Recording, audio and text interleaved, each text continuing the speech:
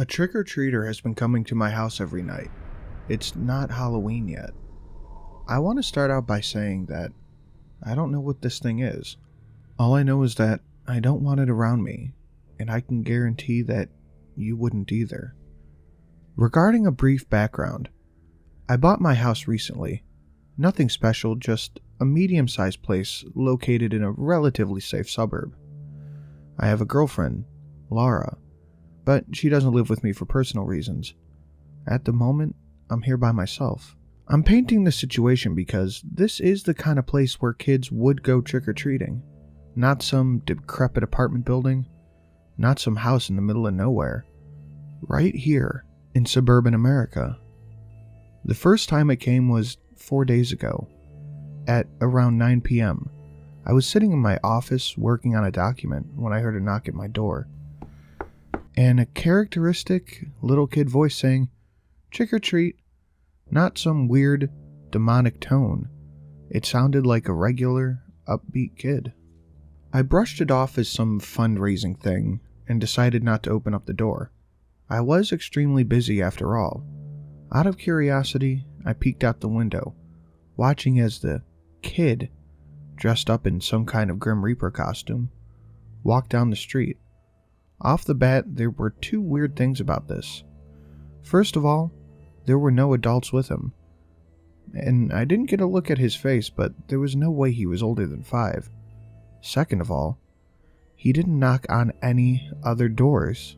I watched as he walked past every house on the street, until he disappeared at a turn.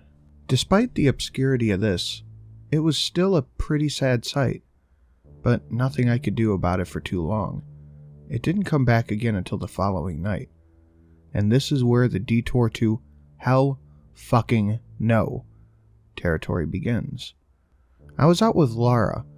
We were both pretty drunk by the time we got back. It was late as hell, so we decided to put on a horror movie before heading off to bed. About halfway through the film, I heard a knock at the door, and an upbeat trick-or-treat followed. Laura was quick to react. "What the fuck?" I remember her whispering to me. I told her about the first time it happened. It didn't seem noteworthy, after all. I looked at her without saying anything, just put my finger up to my lips. It was barely even a conscious decision. It almost felt instinctive at the time. I got up off the couch, making my way to the door. Quietly, I looked through the peephole, seeing the same thing in the Grim Reaper outfit as before. It was wearing a mask, so I couldn't see its face. I really wanted to ignore it, but at the time I just thought it was a kid, you know? Not to be rude, but what if he wasn't right or something? In any case, I reluctantly opened the door. It didn't move or say anything at first, so I said something along the lines of, "Are you okay? Do you need me to call somebody? Do you need anything?" No response. All right then. I turned around to face Laura and asked what she was thinking. No response from her either, in fact. She looked horrified. "What's wrong?" "Don't look at it," was her immediate response. "Close the fucking door," she screamed. The sudden outburst made me jump, but I did what she said. "What the hell was that?" I asked her. She shook her head, still sporting the same horrific expression. "I don't know," she said. I looked back through the peephole, but the only thing I saw was the kid walking away, back facing me. I spent the night trying to convince her to tell me what she'd seen, but her response was always the same. "I don't know." At a point, she screamed at me to stop. "I told you all right? I don't know." That was all I could get out of her. She just didn't know, whatever the hell that meant. She left immediately the next morning, and it was pretty obvious that she wasn't coming back for a while. I did get a parting text from her though. "If it comes back, don't open the door." Safe to say, I was reasonably disturbed. Was she playing a prank on me? Seems rather elaborate if you ask me. That couldn't be it. She'd never done anything like that before. Besides, she seemed genuinely terrified, but that was the only explanation I could muster at the time. So I went with it. Whenever I talked to her after that, she never brought it up. I thought she was just trying to pretend like she had nothing to do with it and had something bigger planned later on. I decided to go along with it as well. The following night came and I prepared myself for what she was intending to pull.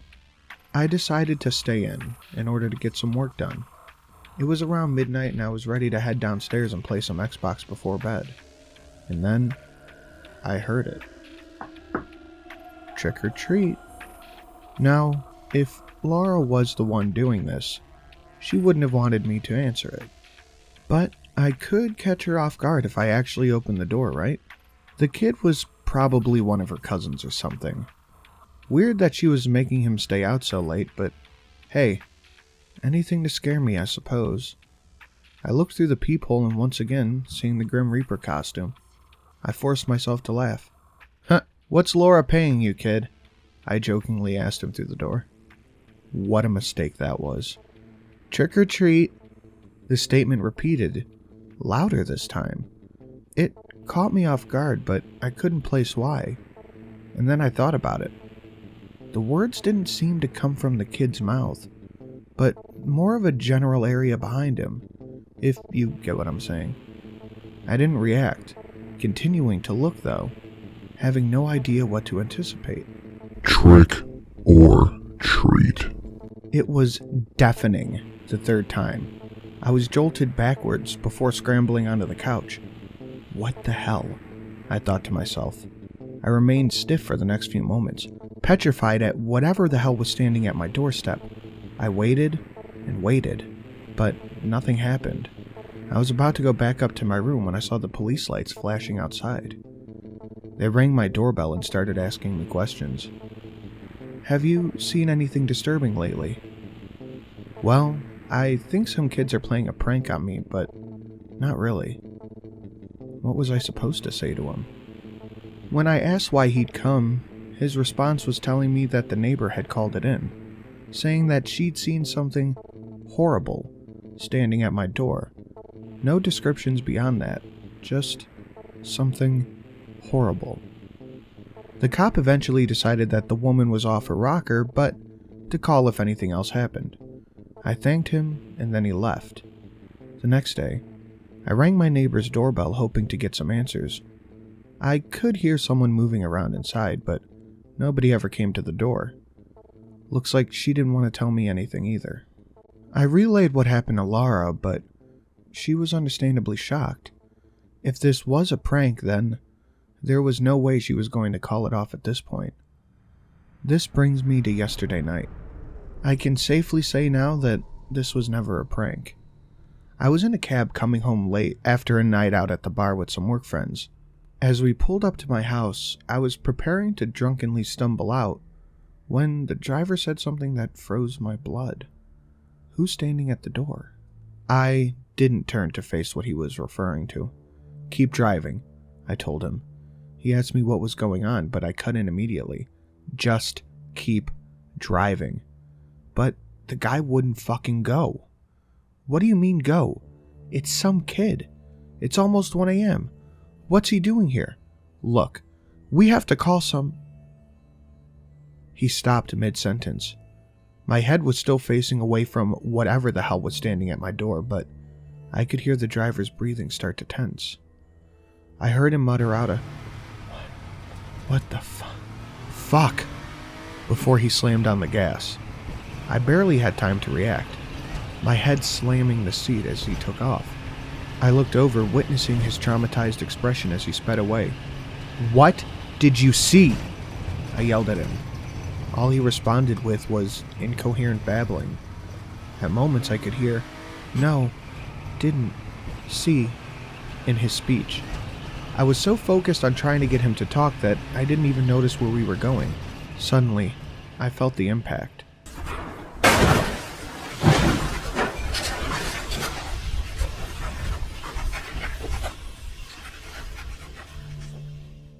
He had driven us off the road into a local wooded area. I put my seatbelt on, so I was mostly fine. The driver was knocked unconscious, though. I dialed 911 and told them what happened.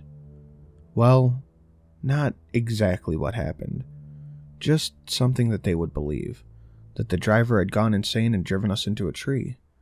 At first, they set their suspicions on me. No surprise there.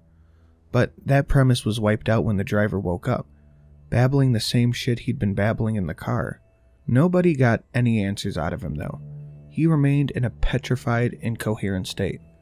They tested him for drugs and alcohol. Nothing.